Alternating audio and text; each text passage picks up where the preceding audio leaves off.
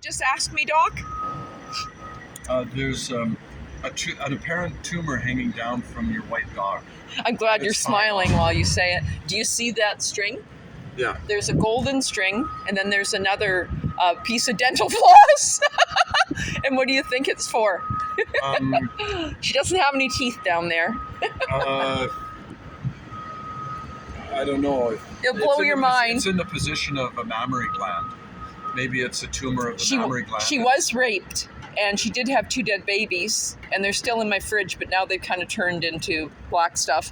So I've met a Vietnamese lady 2 days ago. She solved the whole thing because it is a non-malignant, non-cancerous tumor. And this will choke the blood supply, and it should fall Exactly. off. So just like in old-fashioned days. So Vietnamese, I did it in the office yesterday on a patient. Oh my God! Oh, why didn't you tell me about this 11 years ago? She just had it in the last. It's the first I've seen it. It's accumulative. It's growing. I call if you're going to have dogs. I wonder if it's tight enough because it still looks like it's vascular. It needs to go blue. Oh, I guess I'm afraid to do it. Don't be afraid, right? Tie it tighter. Okay, do you have a string? Can you do it? If you don't pinch off the blood supply, it'll live on. Okay, it won't hurt her, right? No, okay. It'll pinch like crazy when you're first doing it. Okay, I'll do it. Okay, today is my 3rd day. So I'll use some pretty dental floss, or maybe I'll get some gold sparkly. I'm not kidding, because the woman said, "Oh, I see your dog's tumor," but rather than look down on it and go to some judgment, she said, "Here you go." She literally had some golden thread in her hand. She offered me a solution. We tied it off, so to speak. Yeah.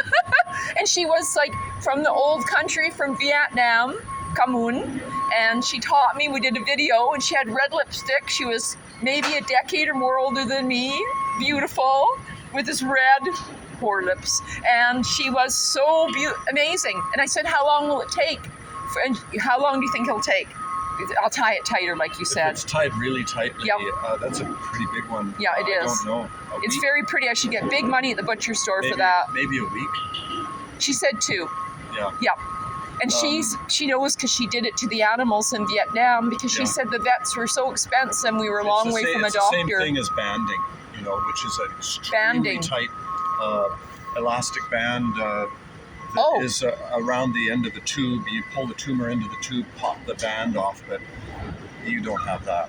And I think you need something a little more sturdy than a dental floss.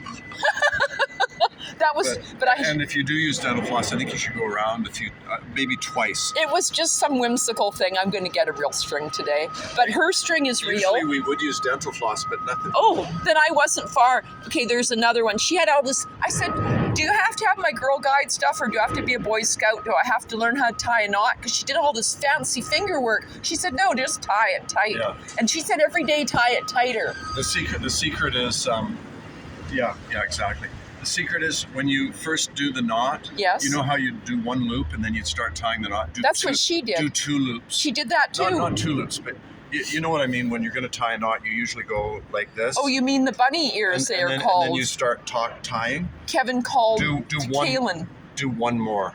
Okay, now I have it on video, so and that way one more bunny ear. There'll be friction, so that because if you're doing it alone, as soon as you let go, it's going to loosen off.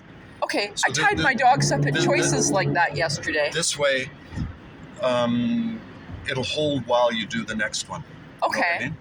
I don't know all the sailor knots. I used to know them. I forget them all. Well, the reef knot is basic.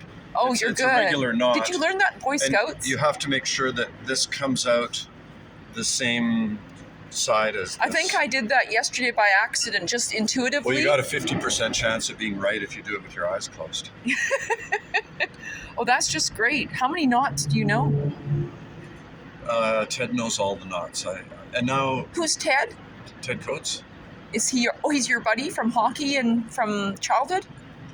I think you met Ted and Donna the time you came up to Whistler. Oh, okay. Oh, because he has the chalet up at Whistler? Had. Oh, he had. Yeah. But you had to smile, so funny story to go with it. His wife got it in her head that they needed to sell it. Oh, and now he's kind of sorry. Well, some people would rather sell their wife and keep the chalet.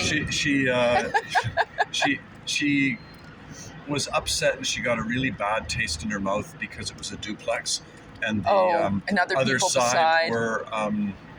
She got her shirt in a knot because during the summer when they weren't there, they built a big deck off the front end of their. Without them knowing. Off the front end of their half. Okay, she felt violated. It was a beautiful deck. I thought, wow, I'm impressed. That's great. You should build the same. Yes. She felt, well, that's technically common property, and they didn't get our permission. Control. And they actually went to arbitration, and it was a Oh whole my big case, gosh. and she lost the case.